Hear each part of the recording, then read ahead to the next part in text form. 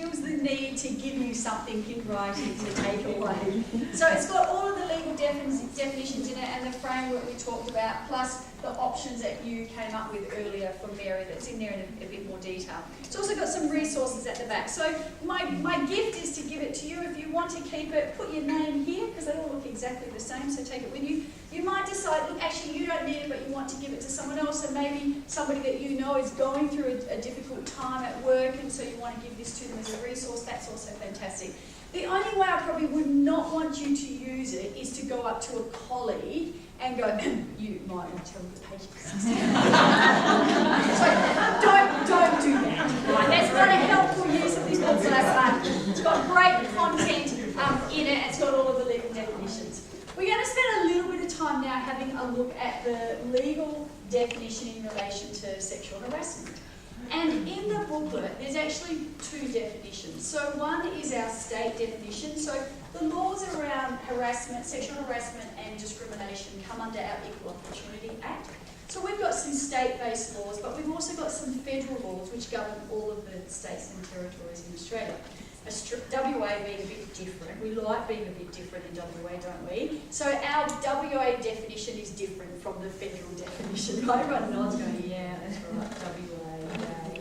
Right? And so I'm going to explain to you the federal definition now, because that definition legally is the easy one that can be proved. So if someone was to make a complaint, that's probably the one they're going to use, which means just from an understanding about behaviour perspective, if you keep on the other, not this side of sexual harassment, but this definition, you'd be fine with our state definition, if that makes sense. There's three components to the definition of sexual harassment, and the behaviour has to be deemed to be unwelcome, right? So the person that's receiving it doesn't want it. It's got to be of a sexual nature, and the courts have created an imaginary, hypothetical, reasonable person, because none of us are. And that reasonable person, their job is to look at the behaviour complained of and ask the question, could someone be offended or humiliated or intimidated by the behaviour? So in order for sexual harassment to be met, it needs to be unwelcome, plus of a sexual nature, plus the reasonable person test. Yeah, we need all of it. Unlike the definition of bullying, which we talked about before the break, there's no element of repeatedness. So in fact, someone can make a complaint for a one-off incident that ticks off this definition. Now, I think it's a tricky definition. And I think it's tricky predominantly because of these two letters. How do you know when what you do to someone is unwelcome conduct of a sexual nature? Because the research tells us that many people meet their partners at work, right? So that tells me that there must be a lot of welcome conduct of a sexual nature that has happened in the workplace, right? So how do you know when it's crossed the line into unwelcome? Yeah. So the courts have said, it's complicated. They've said, this is why lawyers make money in the grey bits. Right? We make money in the grey bits. The courts have said this. Sometimes you have to say it. You have to say, I don't like it, please stop it. Right? And if, just give me a second, and if they do it again, then unwelcome. Sometimes the courts have said, actually it's implied. You don't have to wait for someone to say it. You should just know. Complicated, right? Because how are you supposed to know? Yeah. So the courts have given a couple of examples. Implied unwelcomeness happens where there's a power imbalance. You've got someone more serious doing stuff to someone more junior. There's an implied unwelcome, right? Because of that power imbalance. The courts have also said where the behaviour is so obviously inappropriate, a reasonable person would know that you don't do that behaviour, then you don't have to wait for someone to say no, you should know. But obviously inappropriate. I've read a lot of cases over the years, and let me tell you, I have read everything that has happened in workplaces around these parts of the body. And that would suggest to me that one person's understanding of obviously inappropriate is very different to somebody else's. So it's a difficult part of the definition. So what do you do with it? Right? So what I recommend people do with this part of the definition is assume it's unwelcome, because that's the easiest base level to go from, and then just work out if you crossed over into something that's sort of sexual in nature. That's actually the easiest way from a practical perspective to use this definition. So what's sexual mean? There you go. Boys, these are your bits. Girls, these are your bits. I mean, it's literally, but what the courts have said, don't touch, don't show, don't talk about, don't draw images of, don't use words that describe these parts of the body. Right? So let me give you some examples of stuff that crossed over. Somebody wrote a note on a person's desk, and on the note it said, show us your tits. A coal miner drew a picture of a penis on a guy's helmet and work jacket as a bit of a joke. This guy said to this lady, your legs look great in that skirt. I'm going to think about them wrapped around me all day long. Oh, look at her face over here. She's like, oh! People said, I'm giving you the gentle ones. Yeah. Yeah. Actually, there was one recently, City of Rockingham, public knowledge, so I'm not disclosing anything confidential. So he did a whole lot of inappropriate things. I won't tell you the worst because you'll be too shocked. But his least offensive one is that he would say to younger women that he worked with to walk up the steps ahead of him so that he could check out their arse as they go up the steps. He actually said that to them. That was the least offensive of the behaviours. I'm not going to tell you the really bad ones because you won't cope, will you, right? Okay, so it gives you an idea, okay? Yep. Anytime anyone talks about someone's sex life, whether it's their sex life, the other person's sex life, what their sex life could be, any of those ones, right? So the guy that did the legs wrapped around you, he also would have this bantering relationship, he thought it was a bantering relationship with a colleague, and he said that they must have been married in their previous life because they argued so much, and then he started to allude to, I bet the sex was hot in our previous life, right? Because of this arguing, so they must have had hot sex. So you get the idea, talking about people's sex life, real or imaginary, drawing any images of sexual parts of the body, even if they're not anatomically correct. If we've got the idea that that is a penis, then hello, there you go, it ticks off that box, right? So you get the idea. So it's actually pretty, I think it's pretty easy if you radar with this definition to go, all right, there you go. Now, what do we do with the reasonable person? Here's what I'm going to tell you about the reasonable person. The reasonable person is conservative, right? Who sits in court making decisions? What if we were doing a little character, the quintessential person that sits in court making a decision, the judge? How would we describe them? Old. Keep going. Grey-haired, glasses. What else? Male. Yep. Anything else? White. Lovely, and usually reasonably wealthy, right? Yeah. And well educated. Yep. Okay. Who are they? Conservative. Right? So we end up with a very hypothetical conservative reasonable person. Yep. So, practically, that's it.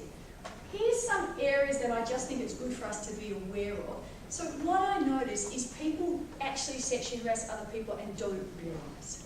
Yeah? So yes, there's some intentional behaviours that cross into that space, but actually I see a lot more unintentional behaviours. How is that possible? How could you unintentionally sexually harass someone? Well, because you tell a joke, and the joke has sexual content in it, and you don't realise that that joke actually crosses over into that definition. So humour blurs our ability to make an accurate assessment, and you know what? Humour also justifies that behaviour, doesn't it? So we actually go, but it's funny, come on, you must have a sense of humour. You don't have a sense of humour, it's not my problem, you don't have a sense of humour, right?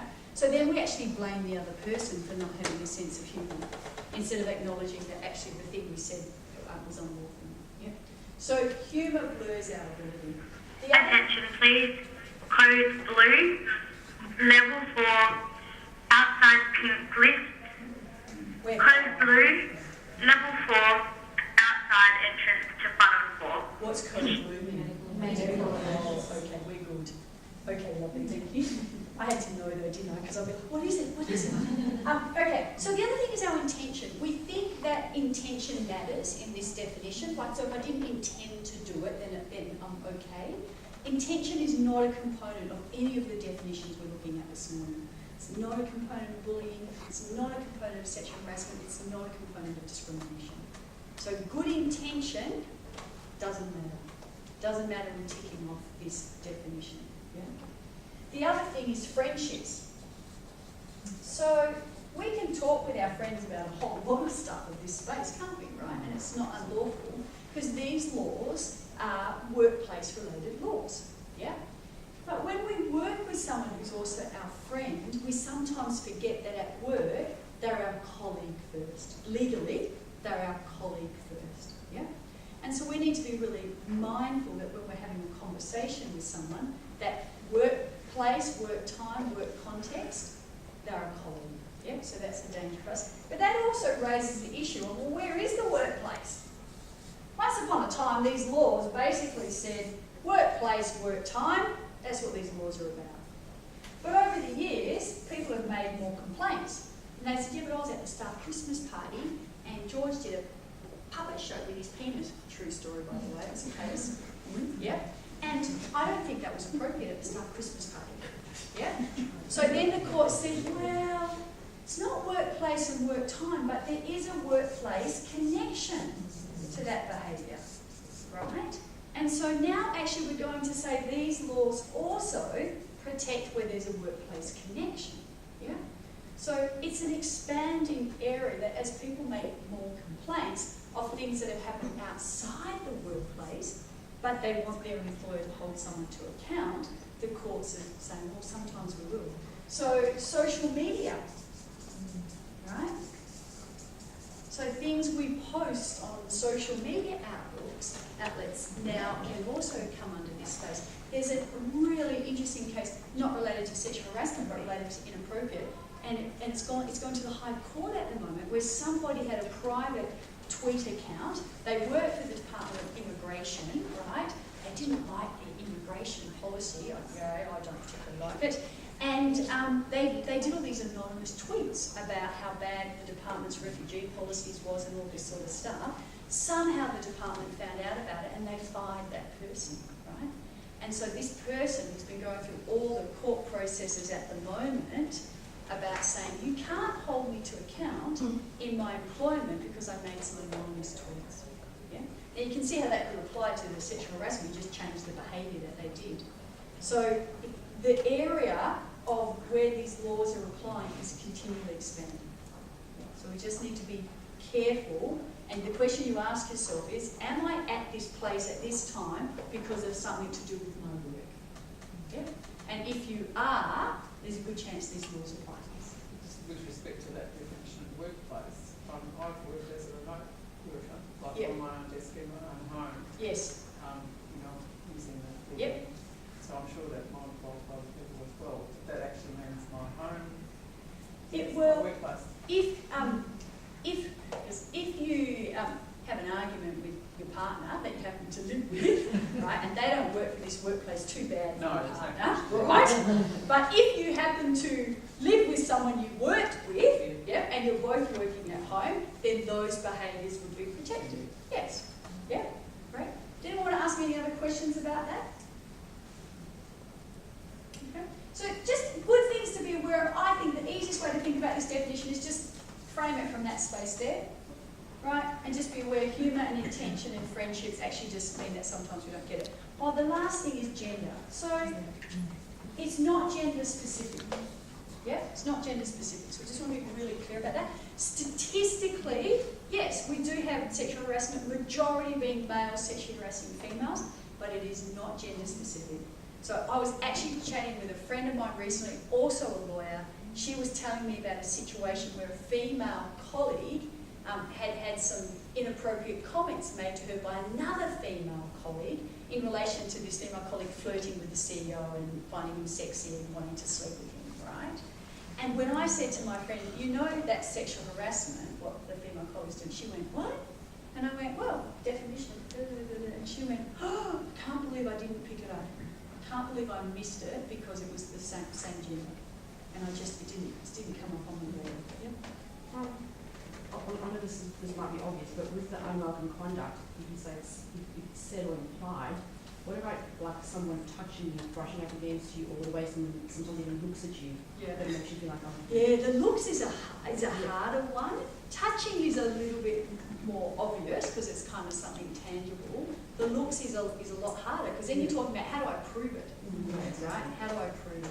Yeah. and it does get more Or the complicated. staring, or, Yeah. you know, when someone's up and down. Yeah. And so it gets harder to prove. And so with things like looks, I would say that's one where you need to say it to the person. Yeah. You know, I don't appreciate the way you keep on looking at me or just staring at me with lolly.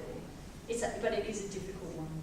Yeah. Did someone else have a question as well? Oh, I was going to say, yeah, like with the inappropriate touching, you don't have to turn around and say, And don't say, touch me, do you? yes, I mean, that's no. obvious that you shouldn't touch You know, it was me. interesting. There was a case years ago about this guy who was a huggy guy, right? And so every now and again he would just feel a little bit blue and he would want a hug. And so literally, it's a true story, he would get up out of his chair and go in search of a hug, right? And I love your face, by the way. And whoever happened to be in his hugging raiders just got a hug, right? And on this one particular occasion, this woman got a hug. She didn't like it. She said the body language suggested, so she kind of did something like this. And the court, and this was going back a few years ago, said, well, the hug is kind of within the space of you really need to express it if you don't like it, right? So, you know, kind of deal. My son, Luke at 11, he doesn't like hugs, right? He's like, back up, my space, your space, space. So you've got to express that to someone, and if it was to continue, then you, because it might be unwelcome, but is it in itself of a sexual nature, right? So they were saying, well, the hug is the kind of behaviour that, you know, may not be of a sexual nature, but if there was other factors, so maybe it was your boss that was doing, you know, so then you start to add in some other factors in there. Well, it's just interesting because I think women are conditioned to not embarrass men in that way. Yeah. And so to turn around, you know, I've had someone come and massage me and I've just been sat there like that and I've never said anything. Yeah, but it's interesting. So when we're feeling offended by someone's behaviour, we don't want to offend them by saying, hey, quit it, right? So it's interesting that we kind of do that in us as well. And so then that's about, do I need a buddy? Do I need a kangaroo to come and help me have a conversation? Do I need the kangaroo to have the conversation? Is there another, how else can I kind of communicate to the person, actually stop it kind of deal? Yeah. Yeah. So it can get difficult, right? And I think also what you said earlier about how females are always like, oh, you brushed up against my boob, or you did this. Sometimes it is by mistake, because your boobs are your boobs. Yeah. But men, I've seen situations where women are quite touchy with men as well. Yeah. So I think it goes And both it does, ways. and that's right. It's Yeah. not gender specific, right? So it does go both ways, and we need to be mindful of that as well in terms of, are we touching people in a way that might, you know, upset them? We just don't realise that they haven't said anything. Yeah.